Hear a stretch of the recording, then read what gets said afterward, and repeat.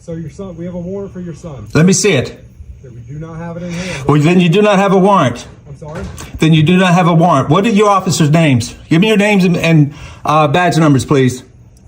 These officers came to this house in the middle of the night, knocking nonstop, trying to break in without any kind of warrant.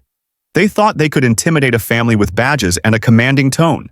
But what they didn't know was that the father inside this house is a constitutional scholar. A man who knows his rights better than anyone else. He didn't yell. He didn't panic. He simply stood firm behind his door and demanded to see the warrant. When they hesitated, he calmly said, "No warrant, no entry."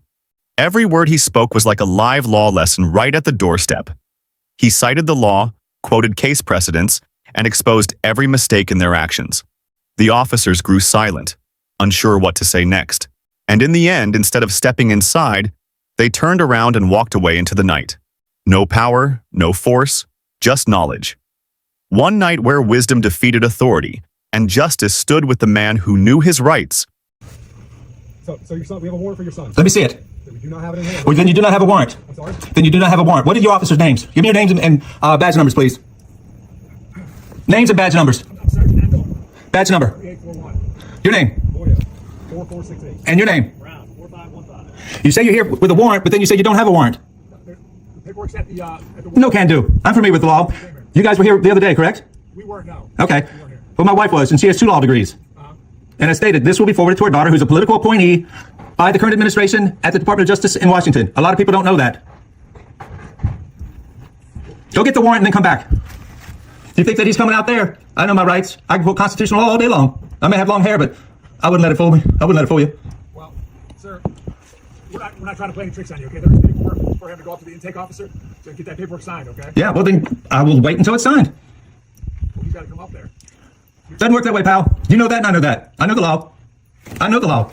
So he needs to be present for the paperwork to be signed. That ain't gonna happen, pal. It's getting signed. I have an attorney that, listen, I have an attorney in this area. Quick, sir, so we can have a conversation back and forth. Go ahead, go ahead. Right? For the paperwork to be signed, he needs to be present so it can be served on him. So he can... Will not happen. That's not how it works. Okay. How does it work? You tell me. I just did. No. Unless there's a warrant, we're in the curtilage of our home, and according to Collins v. Virginia 2018, we do not have to come out. I can quote knock and talk, I can quote constitutional law, I can quote case law, judicial precedent, whichever route you want to go, but he will not come out. Sorry. No can do. You realize that you're going to come back? That's fine. We go to school, we go to your job. I mean, Hey, listen, are you trying to threaten me? No, I'm just telling you that he has to have the paperwork served on him. Well, then do it. All right, you have a day in court, okay? We don't know. Hey, listen, you're barking up the wrong tree, okay? I know law. I'm just going to leave it at that. And what you're saying is, puts a smile on my face because it tells me that you guys don't have anything. If you have a warrant for his arrest, bring it. Okay, he just explained it to you. It's not going to happen. I'm telling you, it's not going to happen. It'll be simple. We go up there, we take care of some paperwork. No, you're not coming in the home. Without a warrant, you will not enter my home. Where are you guys out of? Is it Franconia? Okay. Well, then you don't have far of a drive to go and get the paperwork signed and brought over. It's already signed. Well, then why didn't you bring it? It's not our warrant. You guys aren't making any sense. With all respect, you're not making any sense. That's fine. But law says, unless you bring a warrant, he will not go. And then you were talking about the workplace and different things. I perceive that as... What I'm saying is you can handle it right now. Handle what right now? We have to keep looking, meet you at different places. What do you mean meeting us at different places? You just showed up here. This is where he lives. It ain't going to work. I'm telling you now.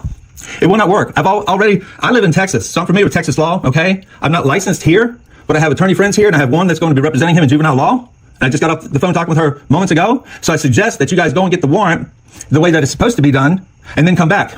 Otherwise, see, look, I'll tell you this. In Texas, it's like here. I understand that. I'm not stupid. If you had a warrant, you'd be coming in and showing it, and he'd be coming out. I am just floored at the position that you're standing here saying that you want him to come there and sign something, and you have a warrant, but you have no warrant on you. But you want me to bring him out to you. So, on the paperwork, right? When we obtain a warrant, okay, juvenile or adult, it gets signed by a magistrate, if I may. Quick, okay, it already gets signed, which means it's already valid, which means your son is wanted. Okay, all that we're saying is that we take him down to serve it on him. It's not going to happen. That issue Will not happen. If you want a civil rights lawsuit against the respondent being Fairfax County, good luck. Do you want to call up for the? No, I'm not going to call anybody. That's your job. We already did. Well, then go get it. We're at a stalemate. If you guys had something, you'd already be coming in. If there was a state of exigency, you'd be coming through the door. If I gave you permission, you'd come through the door. If you had a warrant, you'd come through the door. You don't have either of the three. Any of the three. All right. I hope not. All right. Because I'm already have somebody that's going to be filing a civil rights lawsuit against the department. The respondent will be the county, of course. All right, well, we'll be back. That's what I thought. It's exactly what I thought. All right, we'll see you, bud. You bet. They showed up in the middle of the night, flashlights in hand, pounding on the door as if they were surrounding a criminal. But here's the problem. They had no warrant. No papers, no legal authority, just loud voices and a sense of arrogance. In the law, that's called unlawful entry, a clear violation of the Fourth Amendment of the United States Constitution, which protects every citizen from unreasonable searches and seizures. And right when they thought they were in control, they met the wrong man. The father inside that house wasn't just an ordinary man. He was a constitutional scholar. He didn't panic. He didn't back down. Standing firmly behind his door, he calmly asked to see the warrant. When they couldn't produce one, he quoted case law and pointed out the exact limits of their authority. The result? The men with badges had no choice but to walk away in silence. One night where knowledge defeated power, and justice stood with the man who understood the law better than those who tried to enforce it.